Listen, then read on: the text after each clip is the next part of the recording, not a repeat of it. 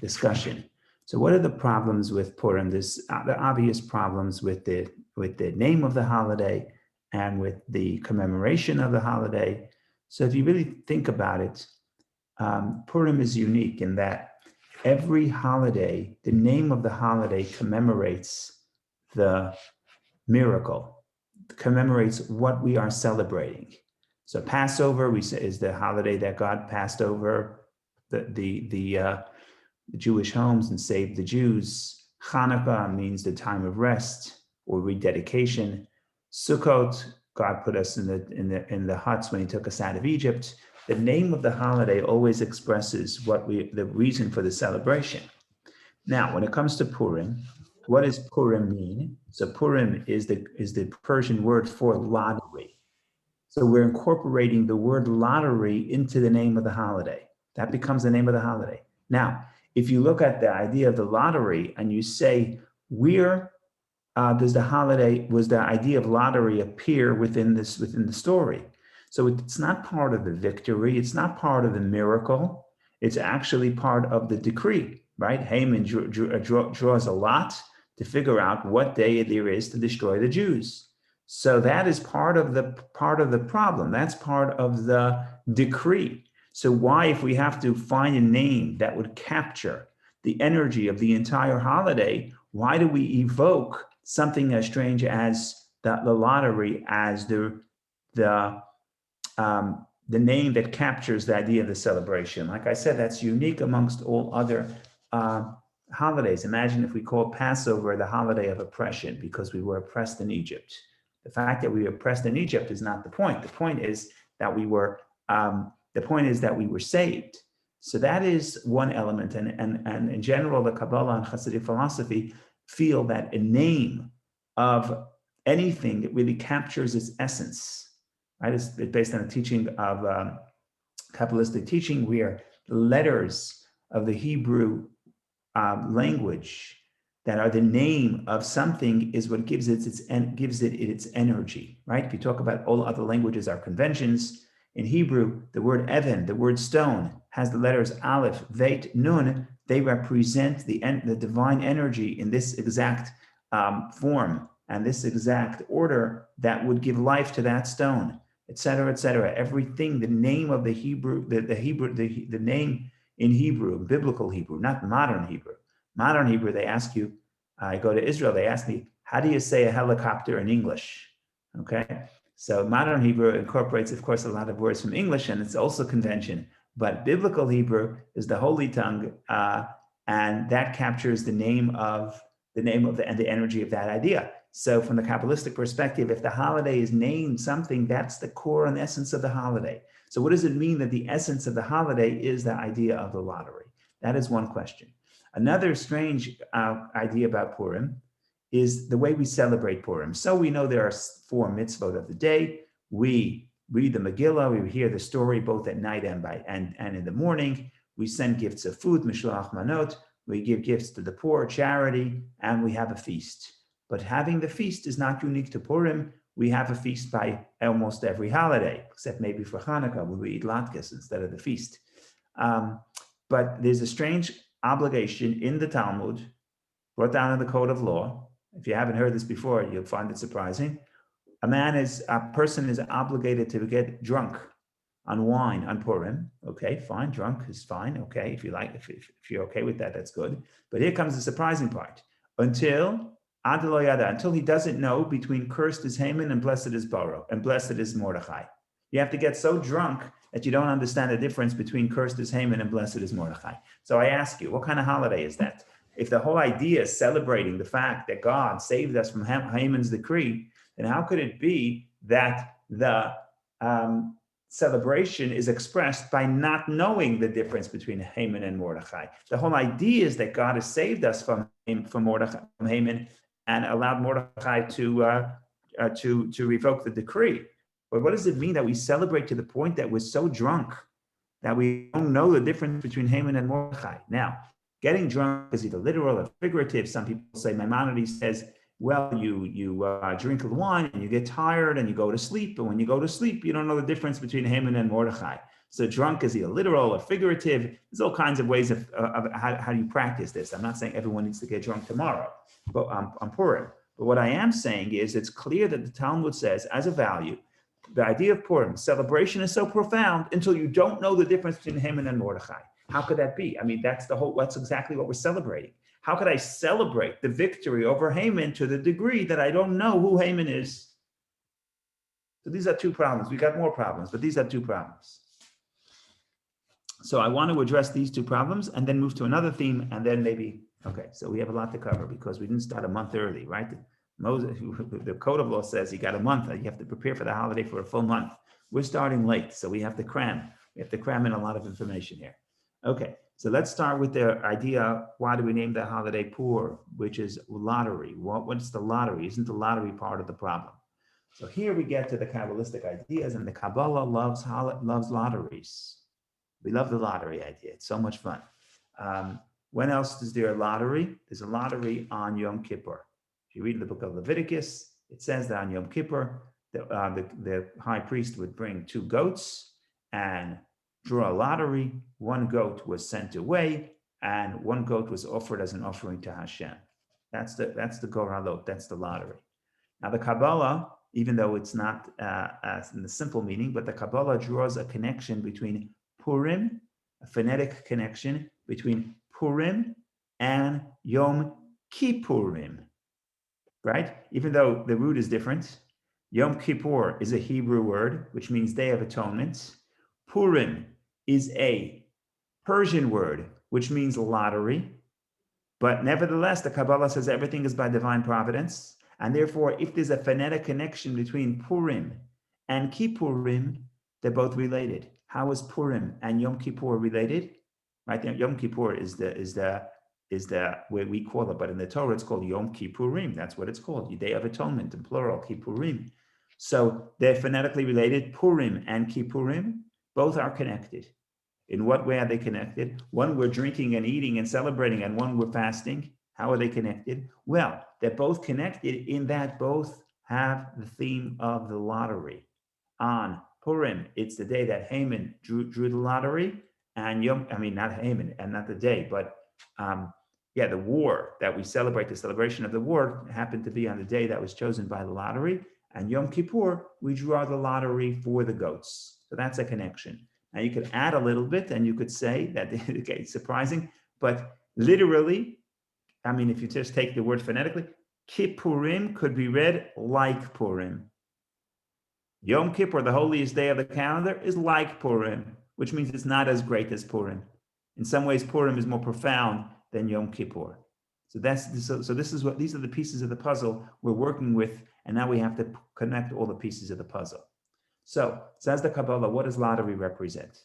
So lottery represents the idea that you want to go to a place where the distinctions fall away. In other words, if you have 2 choices, one choice is better than the other, you don't need a lottery. If you have 2 items and you like one and you don't like the other, you don't need a lottery. When do you use a lottery? You use a lottery when all choices before you are the same. So they're insignificant, doesn't matter. The differences don't matter.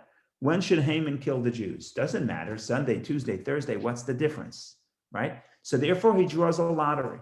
You have 2 goats. They both have to look exactly the same. The Talmud says we try to get goats to look exactly the same height, same age. We want them to look the same. We don't want one better, one for God, and one to be sent away. We don't want to choose one because of the distinction and the unique features of each one. But we want to get to a place where the differences between them are insignificant. And why do I choose? Not because of any reason. I choose because there's no reason to choose, but I choose it anyway. So for example, okay, so now let's apply this to the spiritual sense. Haman wants to make a decree against the Jews. So he goes and he lodges a complaint.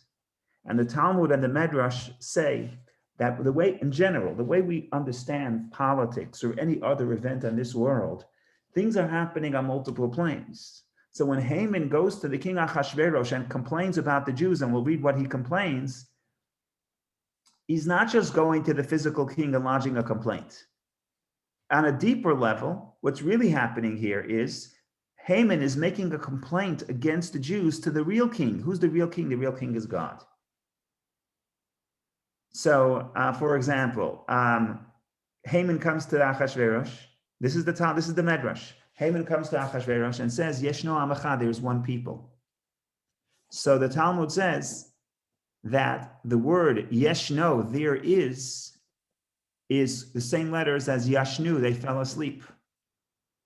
So what Haman is telling Achashverosh, what Haman is telling the king is there is one nation, but they fell asleep. What does it mean they fell asleep? Says the Talmud, Yashnu min ha-mitzvot, they fell asleep from the commandments. They fell asleep from keeping the commandments. They're not awake. They're not aware. They're not aware of their obligation to keep the commandments, etc., etc. And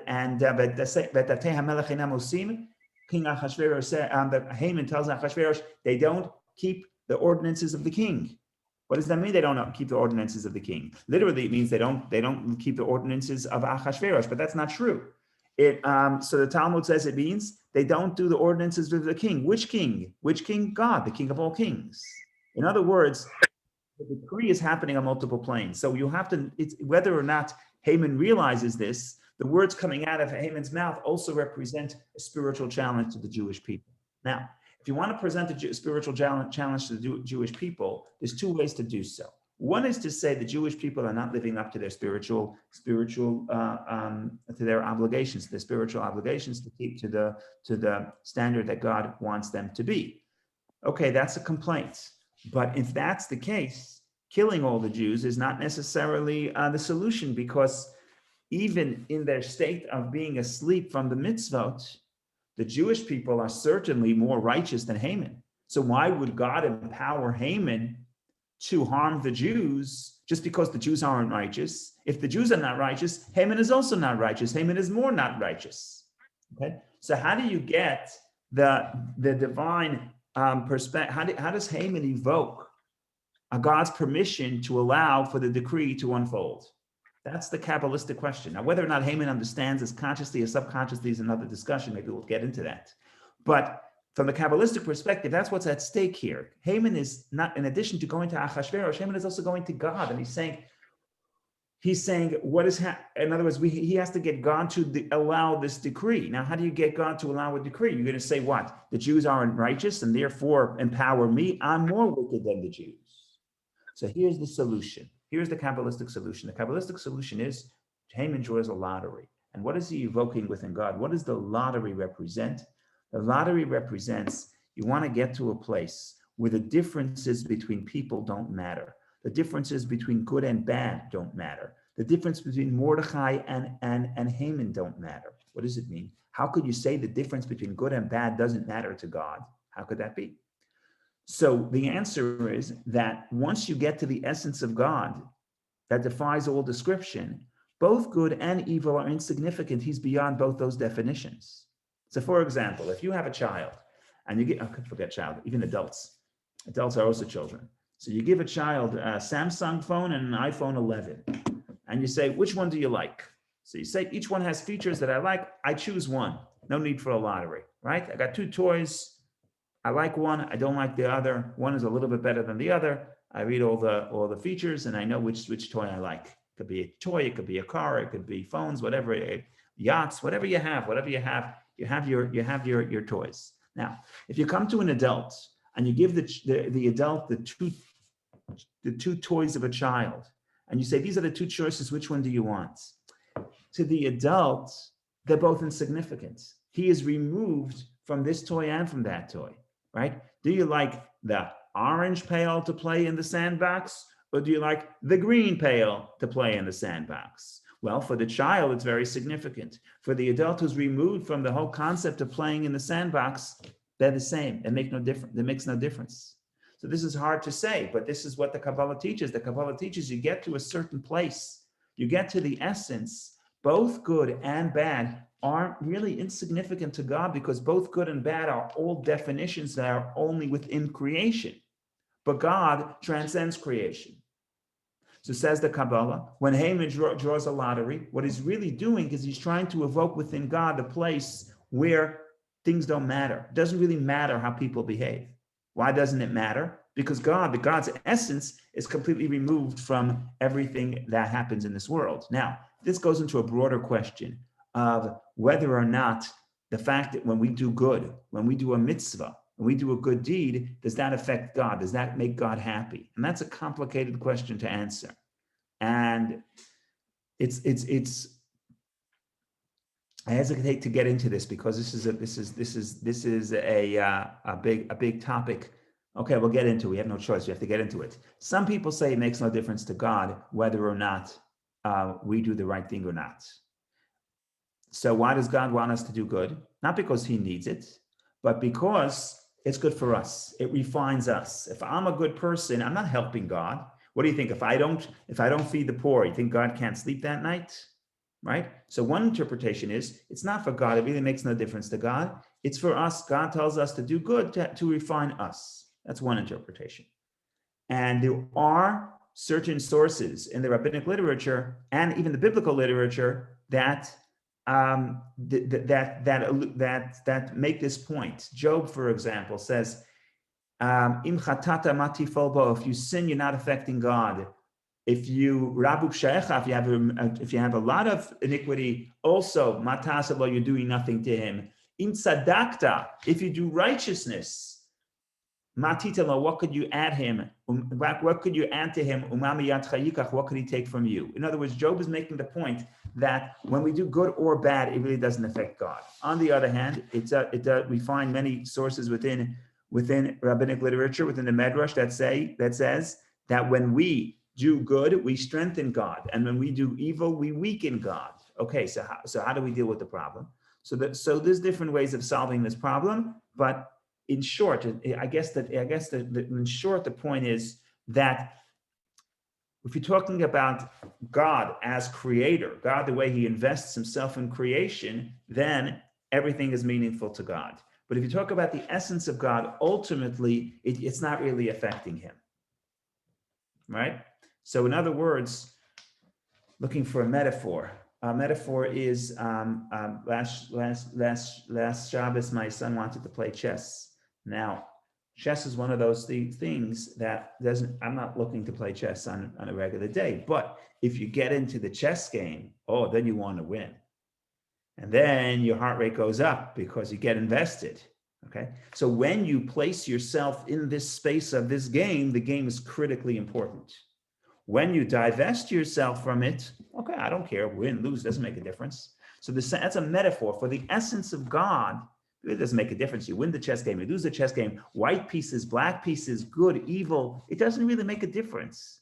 But once God decides, I want to create a world, and invests himself in the process of creation, then he wants a corrected world. And then if the world is being undermined by evil, it affects God. But where does it affect God? It affects God in the place, in the space, in the space within himself, which relates to the world, but his essence is undefined.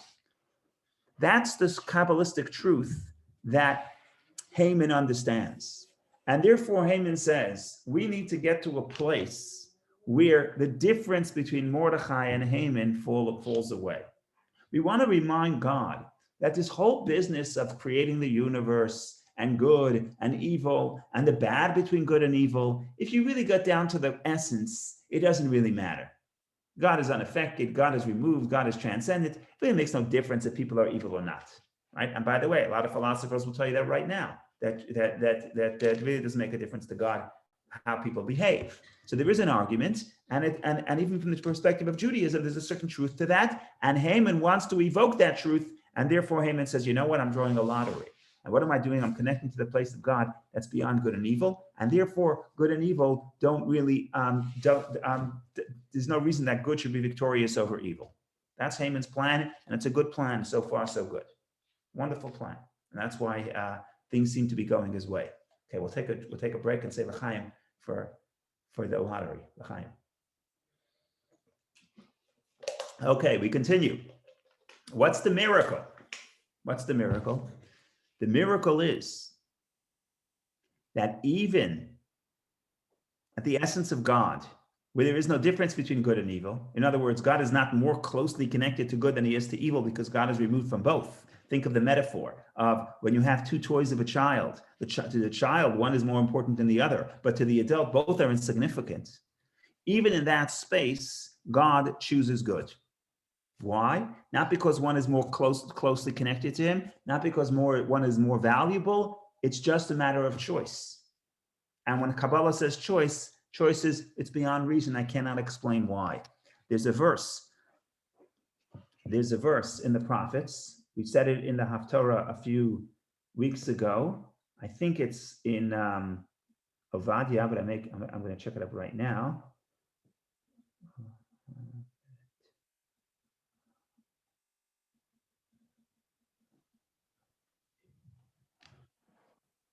Malachi. No, it's not Ovadia, it's Malachi. So the prophet Malachi says as follows. This is talking about the battle between, in other words, the everlasting battle between Jacob and Esau, which starts as the two brothers competing. And then it becomes Israel and Rome, etc. So the verse reads as follows. Haloach Esav liYaakov ne'um Hashem. Esav and Jacob are brothers, is the word of God. But I love Jacob. What is that verse saying? So the Kabbalistic reading is, even in the place where Jacob and Esav are brothers, even in the place where you cannot find distinction between Esav and Yaakov, which is a metaphor for the holy and the unholy, even in the place where you cannot find any distinction between the two. Why? Because you're going to the place of the lottery, you're going to the place that's beyond the essence of God, that is beyond the actions of the human being, and therefore the human being making a moral choice or immoral choice before God, it's insignificant. Even at that place, God decides that he wants to choose good. Why? There's no why. Why? It's choice. Choice means it's not because of a reason. We can elaborate on what the Kabbalistic definition of choice is, but let's leave that alone for right now. I want to come full circle, and then we'll try to explain. Okay, so that's the miracle. The miracle is not, okay, that's what we need to get to the answers. Now let's get back to the answers. We asked two questions. We're going to try to answer both questions. Question number one we asked is, why do we incorporate the word lottery into the name of the holiday? Seemingly, the word lottery is part of the problem. The word lottery is part of the decree. So what's the Hasidic answer? The Hasidic answer is, the miracle is that in the place of the lottery, even though Haman was able to evoke the place of that lottery, even though Haman was able to evoke the essence of God, and he thought that if they get to the essence of God, then the differences between good and evil fall away and you can get away with evil. The miracle is, even in that space, even in the place of the lottery, even in the essence of God, God makes the choice to prefer the moral and therefore saves the Jews. So in other words, we're highlighting lottery because the miracle is specifically, even in the place of the lottery, God loves us and God chooses us. Even in the place where Jacob and Esav are equal. That's the miracle. So the miracle is not that God said, well, Haman was not successful in touching the essence of God, and therefore in the world was still acting according to the plan where good overpowers evil because God likes good in the external layers of godliness. God likes good. That wouldn't be such a great miracle. The great miracle is that even though Haman was successful in touching the essence of God, nevertheless, God chooses good. By the way, there's one more dimension. When Haman wants to kill Mordechai, he says, we're going to make a tree. We'll make the gallows that are 50 cubits tall. Let's make a gallows that are 50 cubits tall. Now, why does it have to be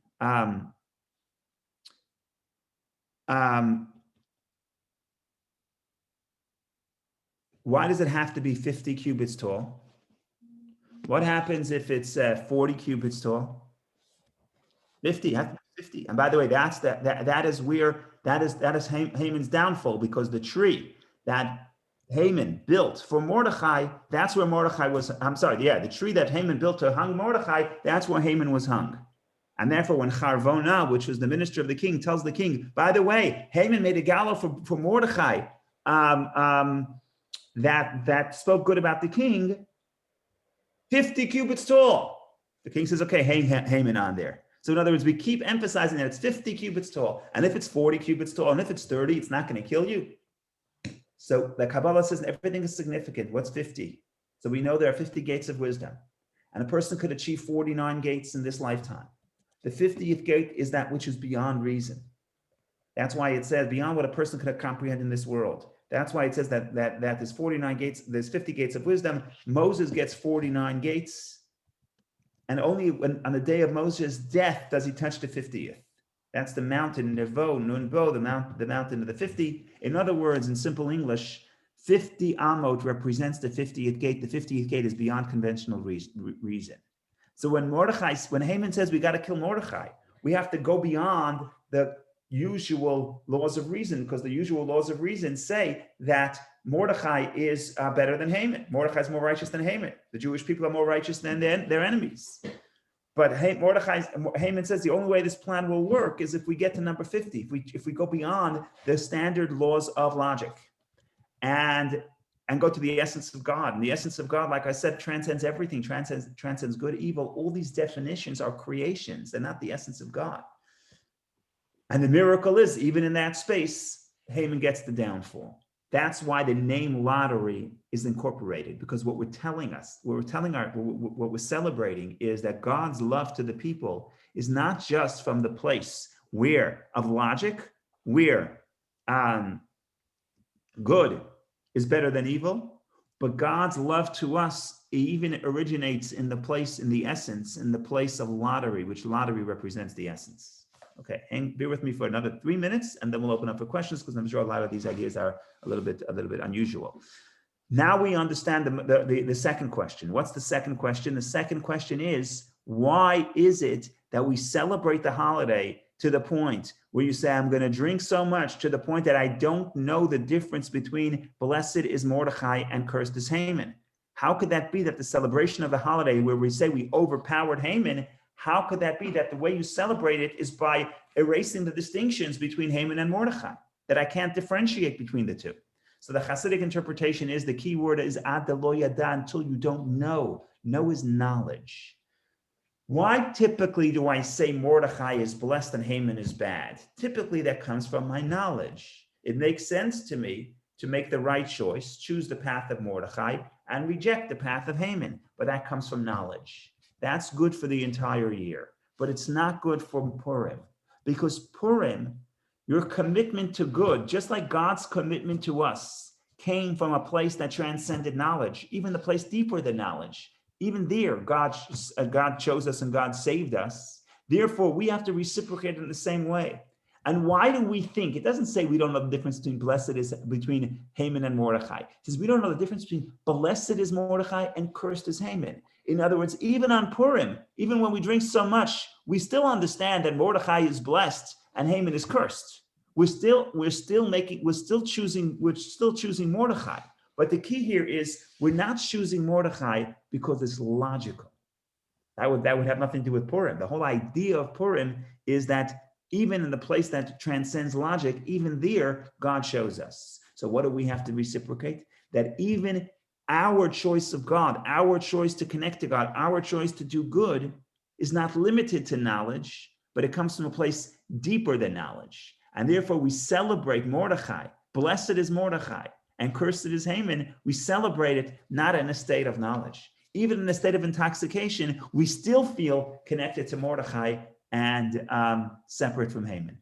So that's one point. I thought we we're going to have time for another point, but that's one big idea here, the idea of the lottery. It's also connected to Yom Kippur. We said Yom Kippur and Purim.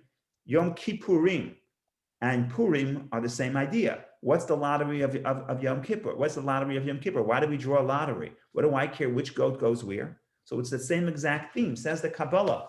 On Yom Kippur, on Yom Kippurim, we ask God to give us a good year, to bless us, not because logically we deserve it, because sometimes we don't deserve it. We violated the rule book. So we don't deserve it. So why would God forgive us? God will forgive us because of the lottery. What's the lottery? The place within God where the actions don't matter. At some point, whether or not your child does good or bad, at some point, at some place, when you go deep within yourself, it doesn't really make a difference, because you're going to a deeper connection that transcends the logic of whether or not I approve of the choices of my children.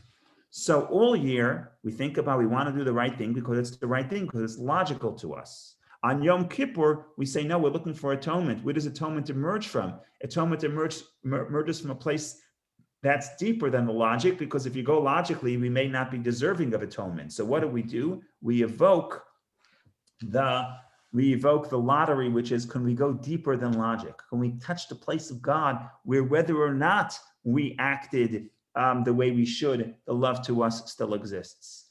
And Purim is the same idea. Both Haman tries to evoke the place where actions don't matter, but you see, he does it in a negative way. We say actions don't matter, therefore God should forgive us.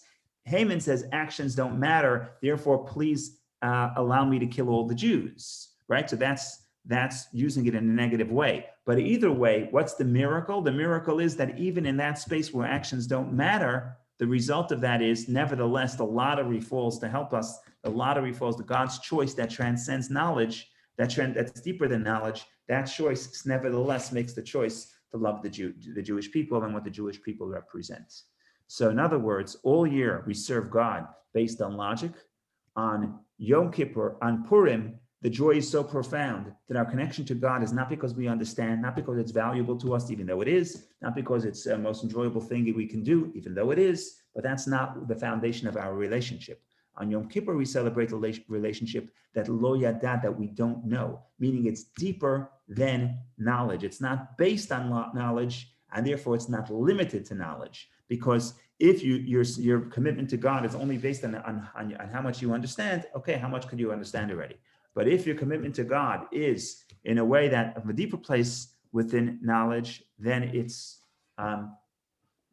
unbound, there's no limit.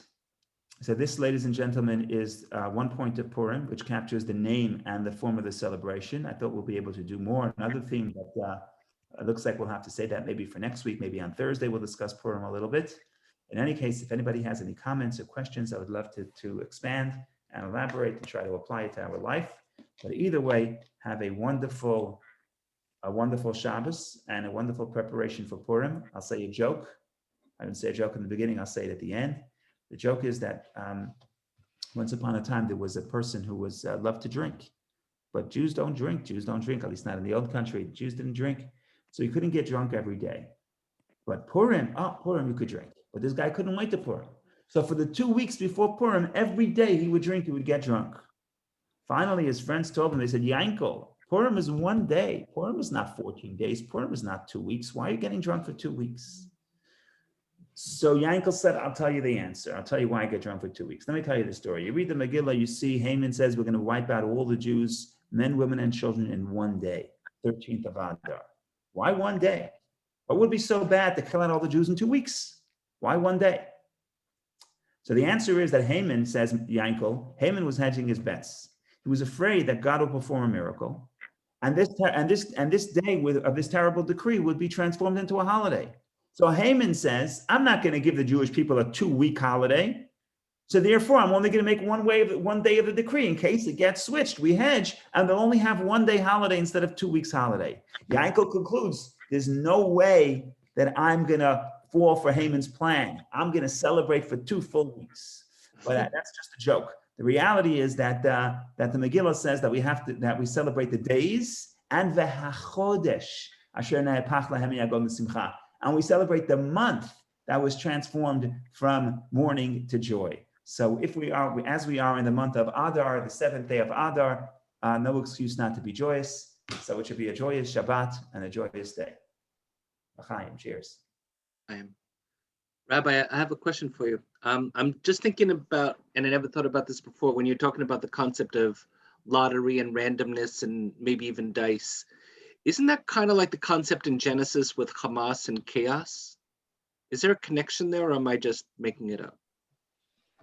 Between which elements? Between the idea of the words, the word connection, or the idea? The idea, that in the beginning when mankind was created, there was a lot of chaos, and there needed to be a a destruction, a wiping out. Just like Hamas presents the concept of maybe the best idea here is to wipe out the Jews, and the same concept that maybe the best idea is to wipe out mankind. Right. Okay. I have to think about it. Yeah, maybe there was a connection there. I have to think about it. The Medrash makes the point. If you want to look at the beginning of Genesis, Medrash says that what is the verse? The Medrash says that in the second verse it says, "Va'aretz ha'tatov v'vo v'choshech v'nei the earth was chaotic and empty, and there was darkness over the water, and the Spirit of God was on the water, and God said, let there be light." So the Medrash says, when you get to verse 2, you don't know whether or not God likes light. Maybe God likes darkness. In other words, I don't know what God prefers when you just read verse 2. And verse 3, you discover, oh, God likes light. And the Medrash says, a very strange Medrash, but it fits exactly with what we said here. The Medrash says, when you read verse 2, we have no idea whether God prefers the actions of the righteous or the actions of the wicked. Because the Medrash uses that term darkness to mean metaphorical darkness. So the Medrash says, there's a space, before you get to verse 3, there's a space where you don't know what's better, actions of the righteous or actions of the wicked. Verse 3 tells you, God says, let there be light, and then you understand that God likes the actions of the wicked, of the righteous, which is very strange. How could a person think that God would prefer the actions of the righteous? The actions of the wicked. And the answer is what we've been saying till now, because you get to a place where it really doesn't make a difference. Light, dark is all the same to God.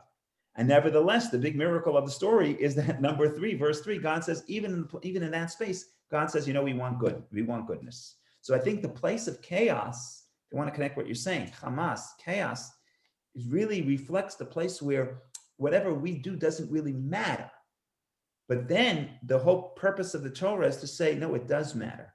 And therefore, our job is to make order out of the chaos.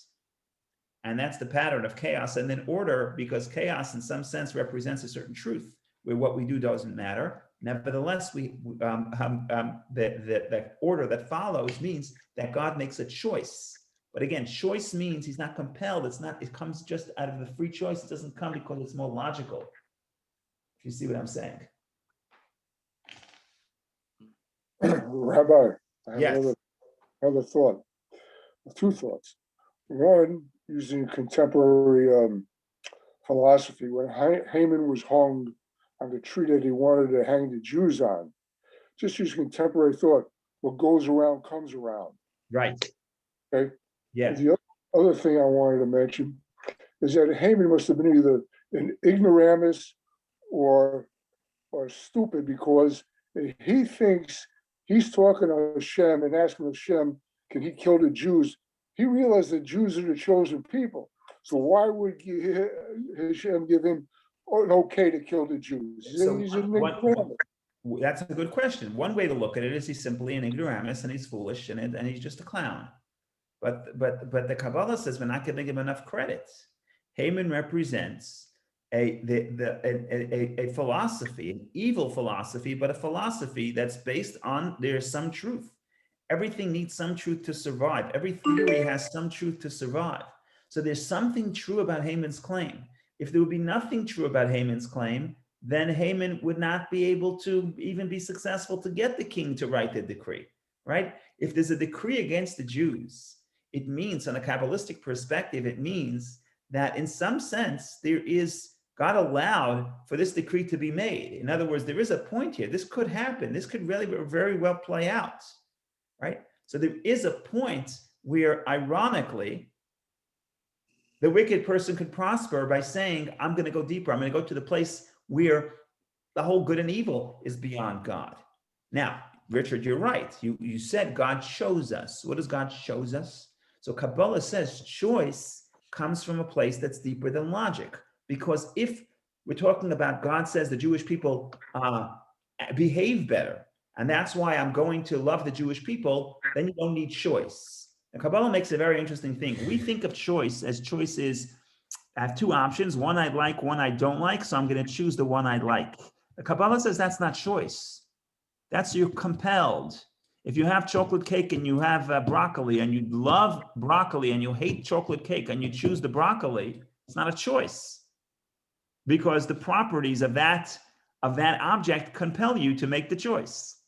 So to compel you to take it.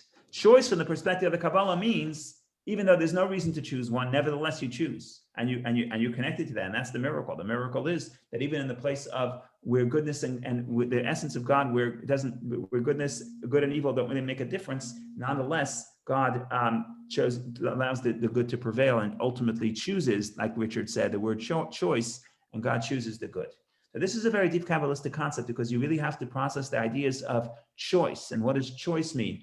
And it's different than the conventional usage of the word. And it's different than what we conventionally think, that good is always better than evil.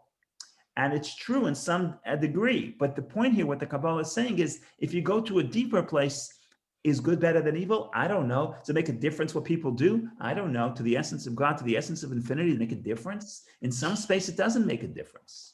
And the miracle is that even where it doesn't make a difference, even there it makes a difference. Even there, God chooses and says, you know what? I'm going to choose the good, not because it's logical to me, not because it matters to me, but just as a result of choice. And that's what we celebrate. And what does that evoke what does that evoke within us? It evokes within us as our commitment to good is not only because it's logical to us, but it's because we invest our essence there, because we say that's choice. And choice is not limited to how it makes me feel and how I understand it. So this is a big idea. We have to process it and think about it. And there's a lot of literature on this, but this is an idea of Purim. And I think it's important because it also captures, like I said, the name of the holiday, and a lot to process here. But we got to start somewhere. Also, Rabbi, I'm sorry. Go ahead. Rabbi, is there a connection with the idea that Purim is a Persian word, like Mordechai is a Persian word, like Esther is a Persian word? That was my next subject.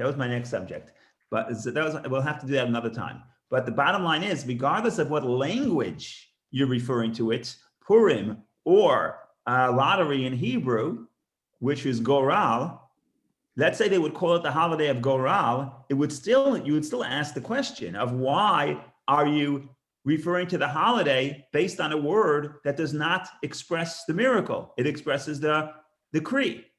So that why we use it a Persian word, and why there's so much Persian, and why God's name it's all tied into the concept of why God's name is absent from the Megillah, and who Esther is, and the double dimension of Esther. A lot more to talk about. I hope to talk about it today, but I got distracted. No, we made the choice. No. We got to so you see what I'm saying. We can't do everything on one foot, unfortunately. But the question would be, even if the name would be Hebrew, if the name of the holiday would be Goral, I would have the same question. Go ahead, Amy. I think Amy had a question. Okay. I had another one. Oh, I'm sorry. Can you hear me? Yes. So what about in the points of our history where this worked, I mean, I guess you could say sort of against us, with the destructions of the temple, or when we were getting what we deserved based on Hashem's judgment, then are we saying that on the positive side, that meant that Hashem really cared and it was worth him investing his essence in this relationship, even if it meant that we didn't benefit, we actually suffered greatly? So it depends. I can't answer everything, because then that means I know what I'm talking about. In other words, I know what God thinks and I don't. So I can't answer this question fully, but I would say that sometimes when we're punished, when the first temple is destroyed, for example, that is not a question. You don't need a lottery. That's God is clearly saying that if we are not connected to God's commandments, we'll be punished. So the whole idea of reward and punishment means it's not coming from the essence. It's not coming from the space of lottery. So in other words, when the temple was destroyed, you don't say that God, in the most essential place, God abandoned us. No, when the temple was destroyed, it's like a parent disciplining their child. And when you discipline your child, it's not that you don't love them. To the contrary, you're interacting in a way, in a logical way. And if you're deserving, you get allowance, and you get the privilege, and you get you get the latest gadgets. And if you're not deserving, you get disciplined. That's all logic. That you don't need Goral. Goral comes, according to the Kabbalah, Goral comes when Haman tells God, allow me to punish the people, to kill the people, not because they're deserving, not because they're not deserving. That wasn't the claim. The claim was not they're not deserving. I mean, if that was the claim, then Haman is even more undeserving. The claim, according to the Kabbalah, is we need a lottery. Lottery means, God, you know the truth. You know that deep down, it doesn't really matter what people do. So therefore, it doesn't really matter if they're righteous and I'm wicked. It doesn't really matter. Could we touch the place where God doesn't care, so to speak? Not God doesn't care because God is cruel, but God doesn't care because God is removed. And in some sense, that's what the exile is. The exile is where we don't see the logical judgment of God. We don't see that God is actually acting, and then when we do a mitzvah, we're rewarded. And when we do a mitzvah, the rain comes on time. And when we do a sin, the rain stops. That was more temple time. And that's like I said, the destruction of a temple. But in the time of the exile, God, you could see God abandoned. It looks like God abandoned us, but in reality, it didn't really abandon us. But you could look at it as the time where we actually have access to the essence of God. And the essence of God has a double, almost like a double-edged sword, like you point out, that sometimes there could be decrees because it doesn't look like the righteous are being rewarded. We don't see the logical way of God interfering with the world. But what it's saying is ultimately, even in that space, even in the space of exile, ultimately, when it comes down to it, the Jewish people survive because of the essential bond. So that's really the celebration, and that ties into Neil's point, where we're speaking in Greek, we're speaking in Persian, and the Megillah emphasizes that we are not in Israel, and we don't see the name of God. And even in that dark space, God will allow us to survive. Doesn't mean we're not going to suffer, but that God will allow us to survive, and that survival is an expression that even in the space of exile where God, so to speak, doesn't care, it means he's asleep. What does it mean? It means that the logic, we don't always see the logical conclusion, the cause and effect of good and evil, because we're talking up to a place where that whole way of interacting is almost like concealed. But even in that space, the Jewish people will survive, and that's an expression of the essential love. So I don't know if this makes it better or worse. It makes it better. Thank you. Again, in exile, it doesn't mean that doesn't mean that there is no logical interaction of good and evil. What I mean is it's concealed. It's not always apparent that. I guess I'm sorry. Go ahead. No, I guess what's hard to understand though is how Hashem compartmentalizes his essence, like so that if he's one and he's one in, you imagine like just one uniform, I don't want to use the word being or whatever there is no word for it, then how isn't his essence even in the place where he's in the world? It is it's just concealed. So let's think about this like this. You make a choice. What does it mean you make a choice? You make a choice. The premise, okay, you have to start. What's the sense? Okay, we're getting philosophical here. What's the starting point? What is the axiom? The axiom is that God is shleimut. God is complete. Okay, that's the axiom. God is complete. That is the axiom.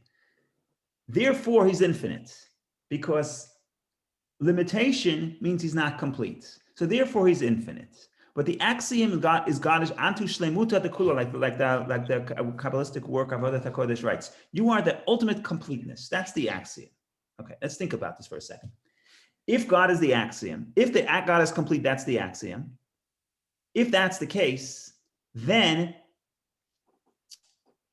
God doesn't need anybody, because need means that he's not complete and we fulfill something he doesn't have.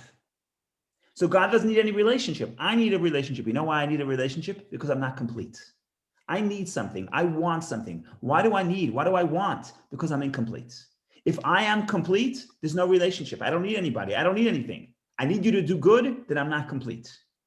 So the axiom is God doesn't need us. He doesn't need goodness. He doesn't need us to be moral. Nothing we can do can add to him. He doesn't need a relationship with us. That's the axiom. That's the philosophical axiom. You have to start from that point. So now the question is the opposite.